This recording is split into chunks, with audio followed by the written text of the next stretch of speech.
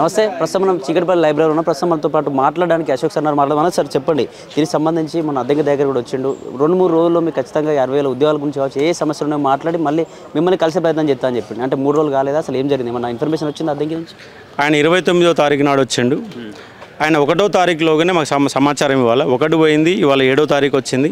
అట్లా కూడా వాళ్ళకి 11వ తారీఖు వరకు సమయం ఇచ్చాం. 12వ తారీఖు నాడు శాంతియుతంగా గాంధీ భవన్కి వినతి పత్రాలు పట్టుకొని అక్కడ పోతా ఉన్నాం. సమస్య పరిష్కారం కోసం పోతున్నాం. అక్కడ అద్దంకి దయాకర్ గారు మీరే మేల్కొని అప్పటిదాకా టైం ఆగకుండా ఈరోజే రాత్రే ముఖ్యమంత్రితో మళ్ళీ మీటింగ్ పెట్టుకొని రేపే ఒక ముఖ్యమంత్రిని తీసుకొని సిటీ సెంటర్ లైబ్రరీ రావాల్సిందిగా మేము కోరుతా ఉన్నాం. అంటే అలో చేస్తారంటారన్నా? ఇంతకుముందు ఒక 1 year బ్యాక్ కూడా మీరు వెళ్ళే ప్రయత్నం చేశారు. కనీసం లోపల కాలేజీలో ఎక్కడెక్కడ అరెస్ట్ చేశారు, లైబ్రరీలో అరెస్ట్ చేసి మిమ్మల్ని అయితే అక్కడ నుంచి అక్కడ నైట్ ఎత్తుకపోయారు. మరి ఇక్కడ ఖచ్చితంగా లోపలికి అలో చేసే పరిస్థితి ఏమైనా ఉందా? అలో చేయాలని మేము డిమాండ్ చేస్తూ ఉన్నాం. అలో చేయాలని శాంతియుతంగానే వస్తామని చెప్తున్నాం. అరాచకం చేయడానికి రావడం లేదు. వినతి పత్రాలు తీసుకొచ్చినాం. అంటే మీ గాంధీ భవన్ ఆల్రెడీ ఒక ప్రజావాణి పెట్టారు. గాంధీ భవన్లో ప్రజావాణి పెట్టారు. ఆ ప్రజావాణి రోజు నడుస్తూనే ఉంటుంది. ఆ ప్రజావాణి కార్యక్రమానికి మేము పోతాం. ఎందుకంటే రోజు ఒక ఎమ్మెల్సీనో లేదా ఎమ్మెల్యేనో లేదంటే ఇంకో పార్టీ నాయకుని ఓలోన్లు పెట్టి రోజు ఒక ప్రజావాణి పెడుతారు. కాంగ్రెస్ పార్టీ కార్యాలయంలో ప్రజావాణి ఉంది కదా, ఆ ప్రజావానికి మేము వస్తున్నాం. ప్రజావాణి కూడా రావద్దంటే మరి బంద్ చేసుకోండి. మీ ప్రజావాణి బంద్ పెట్టండి. మీ ప్రజావాణి నిజంగా నడిస్తే మా ప్రజావానికి మాకు పర్మిషన్ ఇవ్వండి. వచ్చాడు మేము మాట్లాడుకొని వెళ్ళిపోతాం. ఒక వినతి పత్రం ఇస్తాం. ఫస్ట్ వినతి పత్రాలు ఇవ్వాలి కదా. ఎందుకంటే మీరు మేనిఫెస్టో పక్కన పెట్టిరు, ఇయర్ క్యాలెండర్ పక్కన పెట్టి అన్ని పక్కన పెట్టిరు. మీకు సోయి లేదు కాబట్టి మేము ఒకసారి గుర్తు చేస్తాం. మర్చిపోయారు కాబట్టి గుర్తు చేస్తాం. అసలు మీరు 2 లక్షల ఉద్యోగాలు చెప్పలేదు అంటున్నారు. అది గుర్తు చేస్తాను పోతున్నాం మేము. అంటే ఇక్కడ నాయకులు కూడా కాంగ్రెస్ నాయకులు కొందరు 60,000 ఉద్యోగాలు, కొందరు వాళ్ళకు కొంచెం ఐడియా లేకుండా అయిపోతుందా? నిజంగా చాలా మంది ప్రెస్ మీట్లో కూడా చూసినాం. ఒక 40,000 అంటారు, 2 లక్షలు ఇచ్చామని కొందరు మాట్లాడుతారు. లేదు మేము 20,000 ఇచ్చామని కొందరు మాట్లాడుతారు. వాళ్ళకనే మనకు ఐడియా ఉంది. వాళ్ళ నోరు కరెక్ట్గా ఉంటే 20 లక్షల ఉద్యోగాలు ఇచ్చామని కూడా చెప్తారు వాళ్ళు. హైదరాబాదులో గత 50 ఏళ్ల కాలంలో అంటే హైదరాబాదు వీళ్ళు కాంగ్రెస్ గవర్నమెంట్ 1947 నుంచి 2025 వరకు ఎన్ని ఉద్యోగాలు ఇచ్చారు అవన్నీ మేము ఇచ్చాం కాబట్టి ఆల్రెడీ మా ఉద్యోగాలు అయిపోయినని చెప్పినా చెప్తారు వాళ్ళు.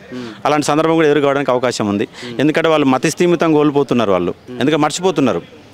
వాళ్ళు మర్చిపోయి మతిస్థీమితం కోల్పోయి మాట్లాడుతున్నారు. అంటే ఇవాళ 60,000 ఉద్యోగాలు నోటిఫికేషన్ రాకుండా తెల్లారి 70,000 అయితే ఇప్పుడు ముఖ్యమంత్రి 60,000 అన్నాడు, చంద్రబాబు 70,000 అన్నాడు. ఇంకో మంత్రి ఏమంటాడు 22,000 ఉద్యోగాలు అడిగి ఉన్నాడు. ఇంకో 40,000 ఉద్యోగాలు ఉన్నాయని చెప్తాడు. ఇంకో 1,00,000 ఉద్యోగాలు ఆల్రెడీ ఇచ్చినామంటాడు. ఏం మాట్లాడుతారో వాళ్ళ అయోమయంగా వాళ్ళ పరిపాలన పైన అవగాహన రావడం లేదు. ఖచ్చితంగా అవన్నీ గుర్తు చేసి మా నోటిఫికేషన్ల సాధన కోసమే మేము 12వ తారీఖు నాడు గాంధీ భవన్కి పెద్ద ఎత్తున తరలి వెళ్తున్నాం. మీరు ప్రెస్ మీట్ మొన్న ప్రెస్ క్లబ్లో జరిగినటువంటి తిరుమల ప్రెస్ మీట్లో తర్వాత మీ ప్రెస్ మీట్లో దానికి సంబంధించి అడిగే ప్రయత్నంలో భాగంగా మీరు వెళ్తే మీరు పేడ్ బ్యాచ్ అని చెప్పేసి మేము బీఆర్ఎస్ పార్టీ వల్ల డబ్బులు ఇచ్చారని చెప్పేసి ఇట్లాంటి మాటలు మాట్లాడిన తిరుమల ఇట్లాంటి ఏమైనా జరుగుతుందా? అంటే ఏదైనా పార్టీలు డబ్బులు ఇచ్చి మిమ్మల్ని ప్రభావితం చేస్తూ ఉన్నాయి? అట్లా ప్రభావితం చేయాలంటే మరి కాంగ్రెస్ పార్టీ అధికారంలోకి వచ్చేది కాదు కదా.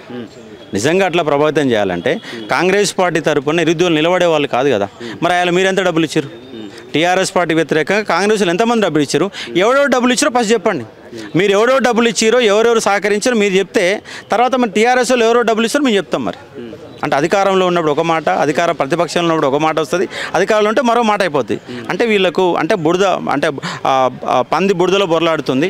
అది మాకు అంటించే ఒక ప్రయత్నం చేస్తూ ఉన్నారు. అంటే బీసీ వాదంతో ముందుకెళ్తున్నారు కాబట్టి మీరు ఆపే ప్రయత్నం చేస్తున్నారు. నిరుద్యోగులతో అలా డబ్బులు తీసుకొని అమ్ముడుపోయి నిరుద్యోగులు ఒక పీడ్ బ్యాచ్లా పనిచేస్తారు బీసీ వాదం ఆపడం కోసమే అని చెప్పేసి తిరుమల మాట్లాడుతున్నారు. ఇప్పుడు నీ ప్రెస్ మీట్లో బీసీ వాదం 42% చెప్తున్నాం కదా. ఎమ్మటే రిజర్వేషన్లు అమలు చేస్తే మా బీసీ నిరుద్యోగులకు ఎమ్మటే 42% ఉద్యోగాలు వస్తాయి. ఖచ్చితమే రేపు నోటిఫికేషన్ ఇచ్చి ఆ నోటిఫికేషన్ 42% పెట్టని అదే విద్యాలయం గురించి మాట్లాడరాదు. 42 రిజర్వేషన్ ఓన్లీ రాజకీయ రిజర్వేషన్ కాదు కదా. అలా విద్య కోసం ఉంది కదా, విద్య కోసం ఉంది, ఉద్యోగాల కోసం ఉంది, అన్నిటి కోసం ఉంది కదా. అది క్లియర్గా మాట్లాడరాదు. అది క్లియర్గా మాట్లాడితే నేను ఎవడు అడిగాడు కదా. నువ్వు గ్రాడ్యుయేట్ల తరపున ఎన్నికై గ్రాడ్యుయేట్ల గురించి మాట్లాడుతా లేవు కాబట్టి పైగా అది అనుకోకుండా జరిగిన ఒక సంఘటన. ఆయన కావాలని ఆయన్ని అడ్డుకోవడం కోసం ఎవడేం పోలా. ఆల్రెడీ స్పోర్ట్స్ కోటా సంబంధించినటువంటి నిరుద్యోగులు మాట్లాడడానికి అక్కడ ఉన్నారు.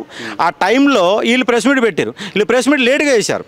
వాస్తవంగా 11 నుంచి వచ్చి 12కి క్లోజ్ చేసుకోవాలి. 12కి నిరుద్యోగుల ప్రెస్ మీట్ స్టార్ట్ కావాలి. అంటే వీళ్ళ కాకుండా నువ్వు జబర్దస్త్గా లేటు గంట సేపు వచ్చేస్తే ఆడ నువ్వు మాట్లాడుతున్నావు. మా గురించి ఎందుకు మాట్లాడుతున్నావు? గ్రాడ్యుయేట్ల తరపున ఎన్నికైనా నువ్వు గ్రాడ్యుయేట్ల గురించి మాట్లాడకుండా వేరే విషయాలు ఎందుకు మాట్లాడుతున్నావు? అడిగే హక్కు లేదా? నువ్వు ప్రజాప్రతినిధివి, నువ్వు ఎమ్మెల్సీ కాబట్టి నువ్వు ఓడు తీర్మానమని ఎవడు? నువ్వు ఎమ్మెల్సీ కాబట్టి ప్రభుత్వం తరపున చట్టసభలో ఉన్నావు కాబట్టి ఆయన జీతం తీసుకుంటుండు కాబట్టి ప్రభుత్వం తరపున జీతం తీసుకోక ఎమ్మెల్సీ కాబట్టి నిలదీసే హక్కు ఏ విద్యార్థికైనా ఉంటుంది. పైగా నువ్వు గ్రాడ్యుయేట్ ఎమ్మెల్సీ, నిన్ను అడగపోతే ఇంకోని అడగాల? రాజ్యసభ మెంబర్ని అడగమంటావా? ఎమ్మెల్సీ గ్రాడ్యుయేట్ తరపున ఎన్నికైనా ఆ సోయి ఉందా? ఫస్ట్ నీకు గ్రాడ్యుయేట్ల తరపున ఎన్నికైన సోయి నీకుంటే నువ్వు ఆ ప్రశ్న అయ్యావు. నేను బీసీల కోసం కొట్లాడుతుంటే వాళ్ళని దోస్తురు వీళ్ళని దోస్తురు అనడం. మరి కానీ నీకు ఆ అవగాహన మర్చిపోతున్నావు. అసలు గ్రాడ్యుయేట్ ఎమ్మెల్సీ అన్న విషయమే మర్చిపోతున్నావు. నువ్వు బీసీల అంటే బీసీ ఎమ్మెల్సీ కదా, నువ్వు బీసీల తరఫున పోట్లాడుతున్నావు. నేను ఒక బీసీగా నిన్ను కూడా అప్డేట్ చేస్తాం. కానీ నువ్వు మాట్లాడాల్సింది నిరుద్యోగుల గురించి కూడా మాట్లాడాలా. నిరుద్యోగుల గురించి మాట్లాడకుండా బీసీల గురించి మాట్లాడా. బీసీలలో నిరుద్యోగుల గురించి మాట్లాడు, తప్పేం లేదు. అప్పుడు ఎవరు కూడా నేను క్వశ్చన్ చేయరు. ఓకేనా, చివరిగా మీరు ఏ రోజు గాంధీ భవన్కి వెళ్ళబోతా ఉన్నారు? మరి గాంధీ భవన్ నిజంగా అలో చేయకపోతే నెక్స్ట్ ఎట్లాంటి కార్యాచరణ ఉండబోతుంది మరి నిరుద్యోగుల తరపు నుంచి కావచ్చు, అశోక్ సార్ తరపు నుంచి?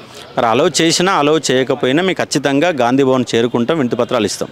పోలీసులు నిర్బంధాలు పెట్టినా నిర్బంధాలను ఎట్లా తేల్చుకోవాలో కూడా మాకు తెలుసు. ఫైనల్గా మేము అనుకున్నట్టు సాధిస్తాం.